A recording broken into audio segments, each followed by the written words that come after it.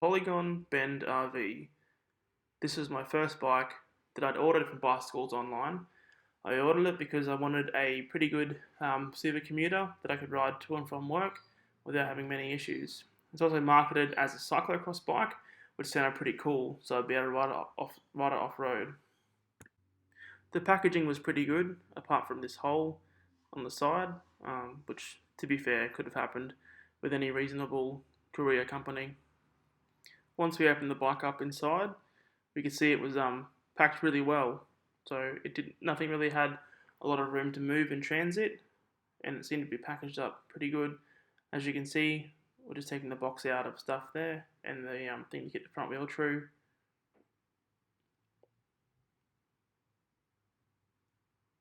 The tyres came pre-inflated, which was a nice touch. Didn't have to put them on myself, which was good.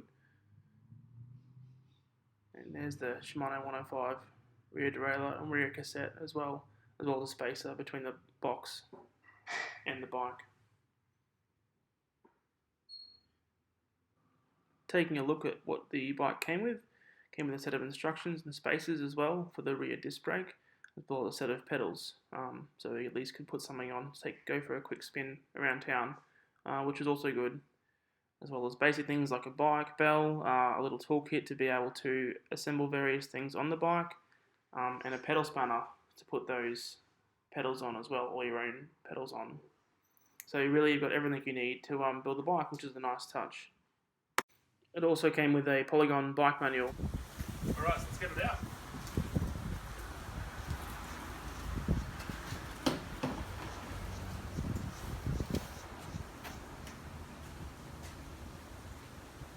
So as you can see, everything's kept together really well. They've got really good padding as well and everything. Even the tyres are pumped up, which is really cool. They're not flat. The bike looks pretty good. There's no obvious issues of anything that's happened in transit. It's a bit dusty, but it is a 2016 model, so that's okay. Everything's secured really well, so it would be alright in transit. That's the entity seat there. Actually, just there. If you come in a little bit, just there, as you can see, that's come around there, and that's a little bit scuffed. There, I think that's happened because this cable's come around the front, and it's probably had some play in it in transit, and it's caused those scratches all up there, as you can see, which is a bit of a shame because that's it's a brand new bike. It's also a bit dusty as well, but apart from that, it looks pretty good. The first thing to do was to attach the front wheel.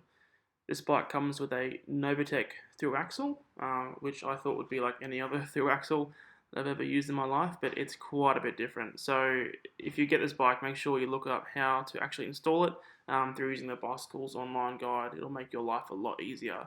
This took me far more time than what I'm willing to admit to fix the front wheel. Anyway, there's more than enough videos on YouTube showing you how to put wheels on bikes, and as well as that, how to build bikes. So let's just leave that out of this video and just see how it rides. So the short story is, it rides pretty good. The full Shimano rear cassette and derailleur contributes to really smooth shifting and a really confident ride. As you can see, it's also got full 105 cranks on the front as well, so Polygon haven't cut corners here. The Schwalbe G1 tyres roll fairly good and maintain traction. The cables are mostly routed internally, with the exception of the rear brake lever, which is routed underneath the bike, as you can see, and links up there. So visually it's okay, but it's also easier to work on. Now the chain is where things get a little bit interesting. As you can see on the side of that chain, it has the letters KMC. This is strange because on the site it says it has a full 105 grip set including chain, but it's not a 105 chain. From talking to bicycles online, apparently this chain is about the same spec though. But I really think that when you're selling these bikes online, they should really stick to the components that they have listed on the site. The rest of the bike seems to be what they say it is though, which is good.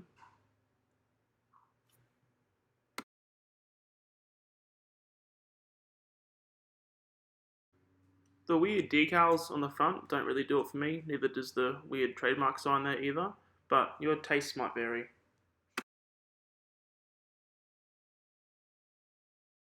Bearing in mind the fact that this bike retails for $1,599, the joins, I think, look a little bit cheap. They could be tidied up a little bit and made to look a little bit nicer. The front fork tends to have a sort of cheap plasticky powder coated feel to it. I can't see it holding up too well to branch strikes and stuff if you're riding it out in the trails. But apart from that, all the entity stuff on the front looks pretty good, as well as the genuine Shimano hood covers and also shifting gear.